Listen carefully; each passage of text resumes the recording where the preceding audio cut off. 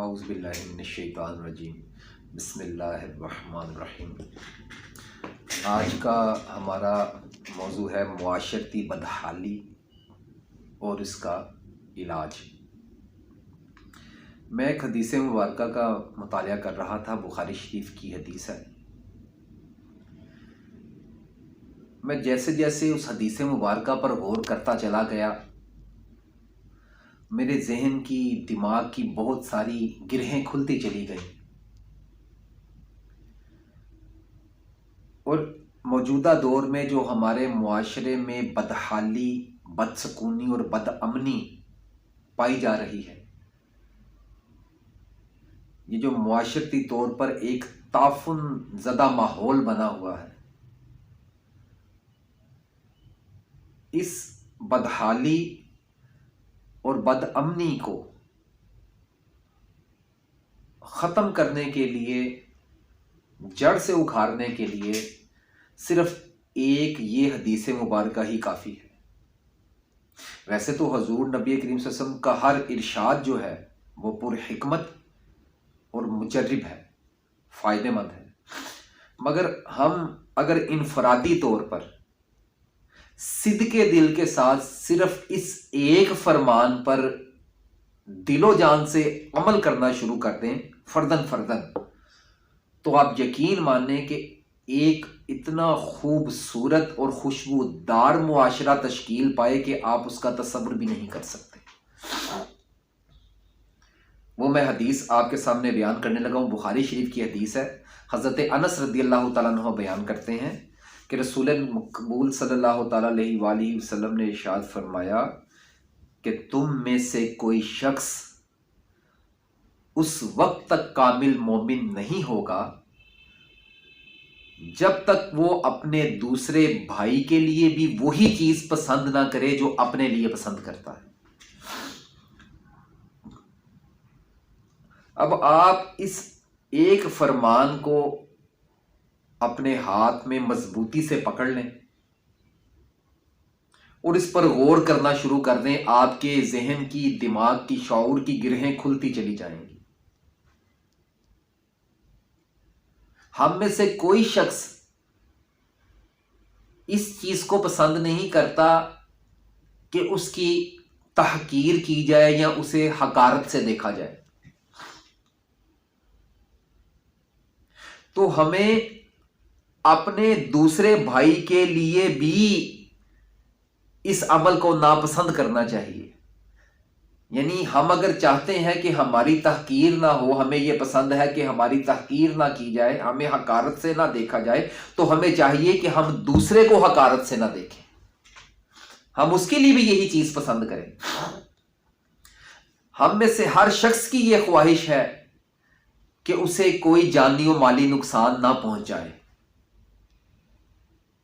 ہمیں یہ پسند ہے کہ ہمیں جانی و مالی نقصان کوئی نہ پہنچائے، تو ہمیں اپنے دوسرے بھائی کے لیے بھی اسی چیز کو پسند کرنا چاہیے کہ ہم دوسرے بھائی کو جانی و مالی نقصان نہ پہنچائیں۔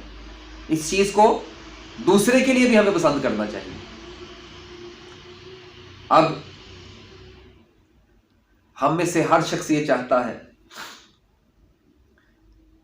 کہ اس کی ماں، بہن، بیٹی کی، بیوی کی عزت محفوظ رہے، تو اسے یہ چاہیے کہ اپنے دوسرے بھائی کے لیے بھی اس چیز کو پسند کرے کہ اس کے ہاتھ سے دوسرے بھائی کی بہن، بیوی، بیٹی اور بیوی، بیٹی اور ماں کی عزت محفوظ رہے۔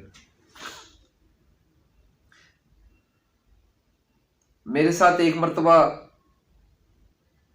مجھ پر ایک وقت ایسا گزرا، میں یہاں اس موضوع اس طرح کا شروع ہو چکا ہے تو میں بیان کرنا اب ضروری سمجھتا ہوں۔ وہ کہتا نا شاید کہ اتر جائے تیرے دل میں میری بات۔ مجھ پر نا 3 وقت ایسے گزرے، 3 مرتبہ کچھ ایسے حالات بنے 3 موقعوں پر کہ میرے باطن سے مجھے منافق کی آواز آئی۔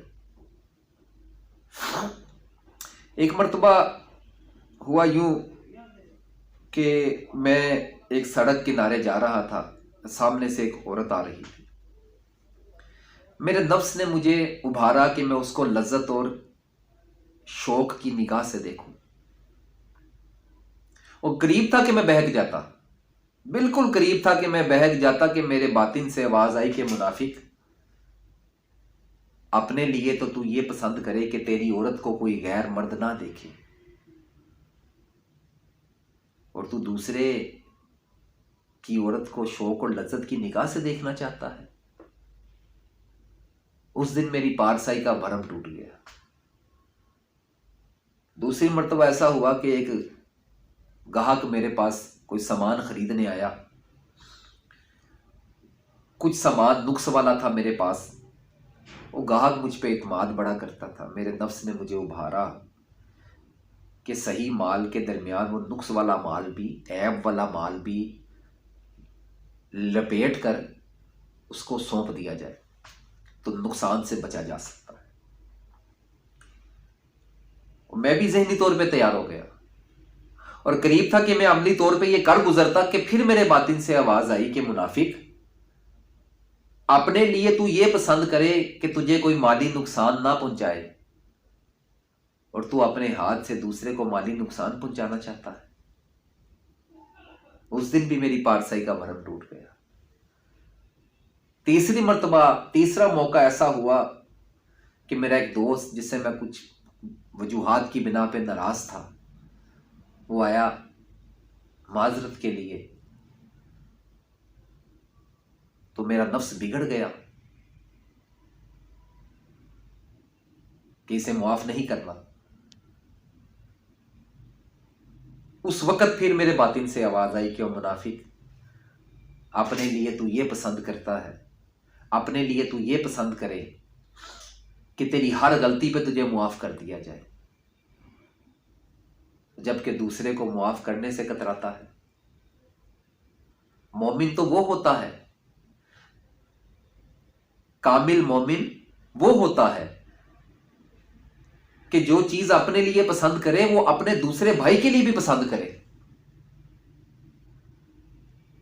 آج اگر ہم انفرادی طور پہ صرف اس ایک فرمان پر عمل کرنا شروع کر دیں کہ جو چیز ہم اپنے لیے پسند کریں وہ اپنے دوسرے بھائی کے لیے پسند کریں، اور جو چیز ہم اپنے لیے ناپسند کریں وہ دوسرے بھائی کے لیے بھی ناپسند کریں، تو یقین مانیں ایک خوبصورت، ایک خوشبودار معاشرہ آپ کا انتظار کر رہا ہے.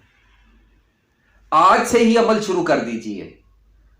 آپ دیکھیں کہ آپ کی باطن کی دنیا کتنی حسین ہوتی چلی جائے گی، آپ کے دل میں اطمینان اور سکون کتنا داخل ہوتا چلا جائے گا صرف اس ایک حدیث مبارکہ پر عمل کرنے کی وجہ سے. اب قدم اٹھائیں، ارادہ کر کے نکلیں کہ میں نے آج اپنے ہاتھ اور زبان سے کسی دوسرے کو نقصان نہیں پہنچانا، اور جو چیز میں اپنے لیے ناپسند کرتا ہوں وہ چیز میں اپنے دوسرے بھائی کے لیے بھی ناپسند کروں گا، اور جس چیز کو میں اپنے لیے پسند کرتا ہوں وہی چیز میں اپنے دوسرے بھائی کے لیے بھی پسند کروں گا. تو یقین مانیں آپ کی دنیا بھی حسین ہو جائے گی، آپ کی آخرت بھی حسین ہو جائے گی، اور آپ کو یوں محسوس ہوگا، آپ کو یوں لگے گا کہ جیسے آپ دنیا میں نہیں بلکہ جنت کے بازاروں میں پھر رہے ہیں. آپ کو ایسی فیلنگز آپ کے اندر پیدا ہوں گی، آپ کے اندر ایک ایسا سکون قلبی پیدا ہو جائے گا، آپ کے اندر ایک ایسا لگے گا کہ آپ مطلب ایک اطمینان اور قلب مطمئن آپ کو عطا ہو جائے گا، اور آپ کا وجود بالکل ایک روئی کے وزن کی مانند ہو جائے گا، اور آپ محسوس کریں گے کہ آپ کے وجود کے اوپر سے کوئی بہت بڑا بوجھ کسی نے اتار دیا صرف اس ایک حدیث مبارکہ پر عمل کرنے کی وجہ سے. تو اللہ تعالیٰ سے میں دعا کرتا ہوں کہ اللہ تعالیٰ مجھے بھی اور آپ کو بھی دوسروں کے لیے نفع بخش بنائے، فائدہ پہنچانے والا بنائے، ہمارے ہاتھ اور زبان سے ہمارے بھائیوں کو محفوظ فرمائے، اور ہمیں سب کی خیر خواہی عطا فرمائے. وما علینا الا البلاغ المبین.